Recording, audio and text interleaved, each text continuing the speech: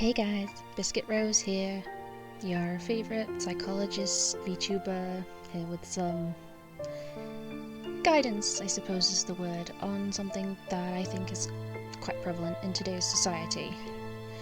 So today I want to talk about burnout, or general overwhelm, I suppose. This is something that everybody has experienced, or will experience.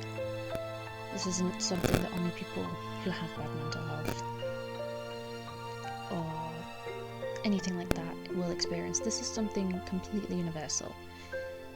People's tolerance level, I suppose, how much they can give before experiencing overwhelm is different.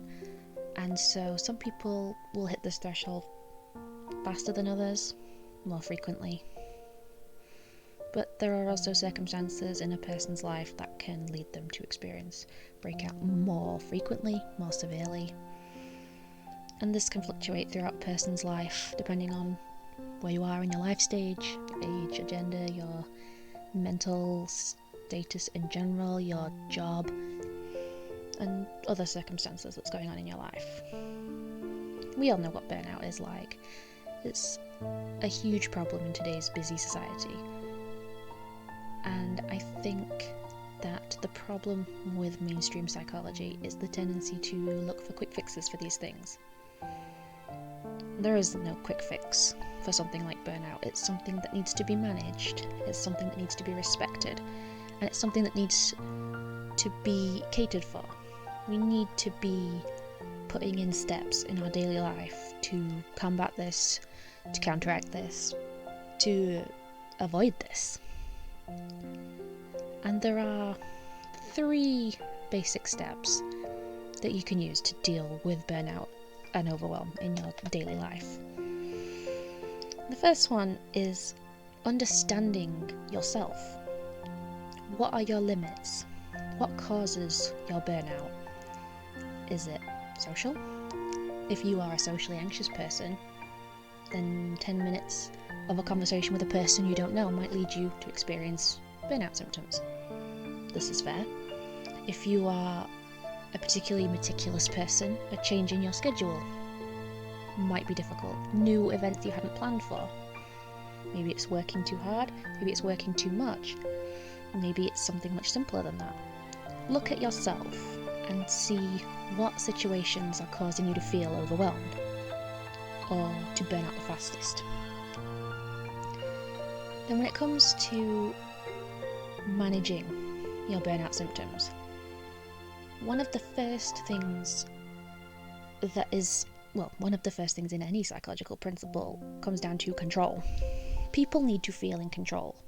This is a natural human instinct, and there's nothing wrong with this. But the thing that people do not understand so much is that control can come in many different forms. You can look at your life right now and see what things you can take control of in your own life. Do you need to cut back on some of the work you've taken on? Knowing your limits, remembering that getting ahead now in a job or in a social relationship by taking on extra tasks, extra responsibility, extra work won't help you in the long term if that's going to lead you to burnout. Working a little bit less hard now and taking that time will allow you to be more consistently productive in the long run. But the thing about control is that it isn't something that's always internal. Take a business, for example. The executive of a business, the guy right at the top, say, I'm trying to think of a business, like a bookshop. Say a guy that owns a chain of bookshops. Those people don't print the paper, print the books. They don't bind the books. They don't sell the books. They delegate that work to other people. Does that mean that because they aren't doing the work, they aren't in control of the business? Allowing other people to be your hands, your eyes, your support is not you giving up control. There is a principle that people don't understand much these days. That is, you can give control to others as a way of taking control. It's a principle that gets confused because people look at this and say, I'm using them. Not necessarily. A mutually beneficial relationship is the foundation of all social life. It's okay to ask for help. You offer things in your own way. You offer help back in different ways. And so, asking for help, taking whatever help is offered, allowing other people to step up, take some of your workload, or help around the house, whatever it is that's causing you to burn out, sharing those responsibilities can be a way of taking back control. And another principle that's very important when it comes to burnout is remembering that when overload occurs, it can be a very mentally taxing experience on its own. The mind tends to feel guilt, to try to justify why you should push through it, carry on. There are a lot of difficulties that people can face, feeling pressure to continue on with their normal lives, and allowing yourself to feel how you feel, whatever that might be, is a step going towards eliminating the symptoms of burnout that people do not realise the importance of. Experiencing how you feel and not denying that gives the mind some freedom.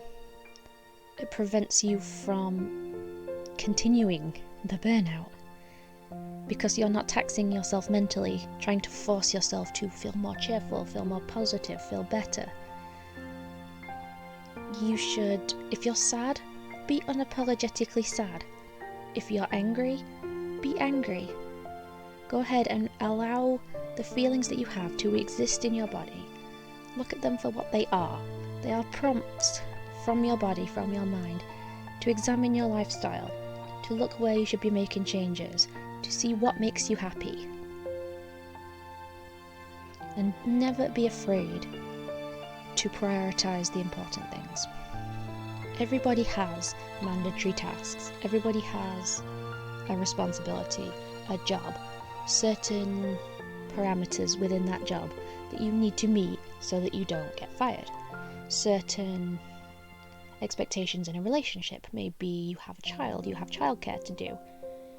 Prioritise the things that are mandatory in your life. Prioritise the things that you need to do to maintain your physical health. But then you need to prioritise the things that give you energy, the activities you enjoy, or that help you to feel calm. You need to prioritise the things that give back your energy above social obligations, extra work, things that aren't in your job description, anything that you can afford to cut out when experiencing burnout. You don't have to do this forever. You can have patches where you lower your workload, you take some time, pick it up when you feel better. That's completely acceptable. But there is absolutely no shame in needing to take a little bit of time to just reflect. And the final thing about burnout or overwhelm that is quite often missed is the physical side. With a lot of psychological conditions or problems, there are physical symptoms that are not addressed. The symptoms of burnout are things like tiredness, irritability. I suppose there are physiological symptoms considered like elevated blood pressure, things like that. But mental strain can exhibit physical pain, headaches, chest sort of tingling, numbness, shortness of breath. You can experience stomach distress. You might have abdominal pain or digestive problems. And these things are completely normal. There is nothing wrong with you. It's just something that the mind puts into the body. There may be a scientific explanation for this. I'm not a scientist. But these things are completely normal. It's something anybody can experience, and you don't need to worry if that's what your experience is right now. Take a break, take painkillers to combat any physical pains, and let yourself accept that things are how they are right now, and that's okay. You don't have to be any more than you are. You don't have to have any more than you have. You don't have to give any more than you can. When you're experiencing burnout or overwhelm, you can feel like you're spinning out of control, and finding a place that you feel safe, whether that's a physical place, whether that's a headspace, whether that's a person, that should be your focus. Find your safety. Find where you feel safe. And never apologize for prioritizing yourself. You have the right to feel protected. And that's it for burnout. That's my advice as far as I've developed my own experiences so far.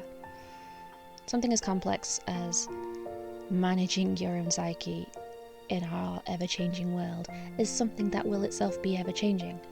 We will always look for new ways to manage ourselves, to manage our emotions, our physical, mental, emotional states. But as long as we keep trying and we respect ourselves, our boundaries, our limits, our strengths, our weaknesses, our wonderful, amazing selves, then we'll always get there in the end. So remember, whatever you're experiencing right now, it's okay.